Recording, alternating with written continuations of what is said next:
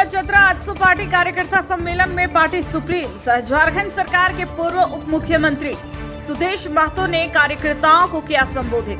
कार्यकर्ताओं को संबोधन में टंडवा कोयलांचल के सीसीएल और एनटीपीसी कंपनी पर किया प्रहार। कहा गया, परियोजना होने के बावजूद जनता रोजी रोजगार व मूलभूत सुविधाओं से है वंचित। चंद लालच के लिए क्षेत्र को तबाह करने वालों को पहचानने का आ गया है समय। विपक्षियों पर निशाना साधते हुए कहा कि चतरा का दुर्भाग्य है कि यहां का श्रम मंत्री होते हुए भी एक भी काम नहीं हो पाया है। वहीं सिमरिया के पूर्व विधायक गणेश गंजू शनिवार को लंबे अरसे के बाद प्रकट हुए तो उन्होंने अपनी पार्टी बदल दी। शनिवार के टंडवा प्रखंड अंतर्गत ग्राम किशनपुर में आयोजित आजसू पार्टी के कार्यकर्ता सम्मेलन में वह शामिल हुए। पार्टी सुप्रीमो सुदेश महतो के समक्ष अपने दर्जनों समर्थकों के साथ उन्होंने आज आजसू पार्टी की सदस्यता ली। मौके पर पार्टी सुप्रीमो ने उन्हें माला पहनाकर पार्टी में स्वागत किया। गणेश गंजू के साथ साथ पूर्व डीआईजी संजय रंजन उपस्थित थे।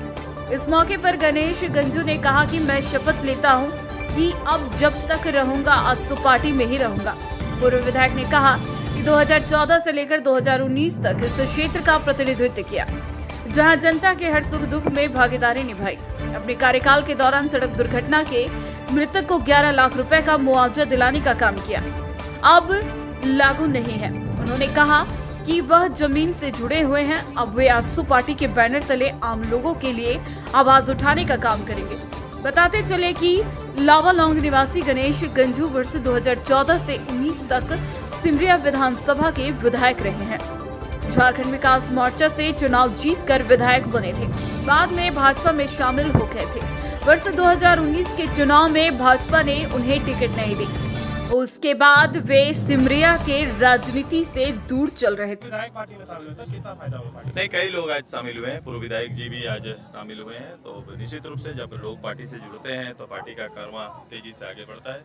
पार्टी के जो विचार हैं, जिस विचारों को मैंने रखा है, ये इस क्षेत्र की एक बड़ी चुनौती है और उसके लिए जो भी पार्टी वर्कर हो, विधायक जी हो, कोई भी हो, सभी लोगों को इसमें मेहनत करना पड़ेगा, काम करना पड़ेगा और पब्लिक के अनुरूप ही आगे बढ़ना पड़ेगा। कई कानून संशोधन की जरूरत है, बड़े अधिकारियों को लोगों के बारे में सोचने की जरूरत है, जो कारपोरेट हाउस है उनको भी यहाँ के लोगों के लिए प्लान करना पड़ेगा। सभी चीजों की जरूरत है, एक स्कूल की भी अच्छी जरूरत है, जो विस्थापित परिवार पे स्कूल की जरूरत है, हॉस्पिटल की जरूरत है, लोगों को सुविधा अच्छे से मिले। यहाँ का जो भी लोगों के साथ जो पोल्यूशन हो रहा है, एक वन क्षेत्र का विस्तार की जरूरत भी है। बनेंगे तब मिल पाएगा, नहीं तो अधिकार केवल मैं कह रहा हूँ कि हर जजमेंट केवल सरकार बनने से निश्चित रूप से अच्छा नेतृत्व रहेगा तो काम करेंगे।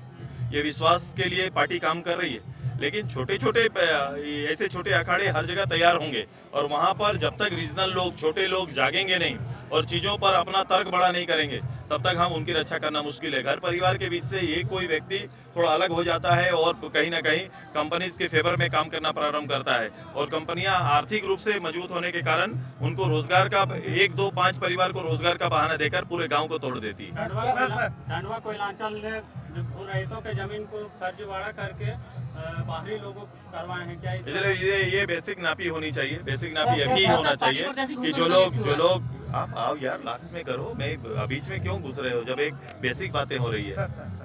हाँ बोलो क्या बोल रहे थे बाबू? सर, क्या झारखंड में बाहरी तंत्र हावी है?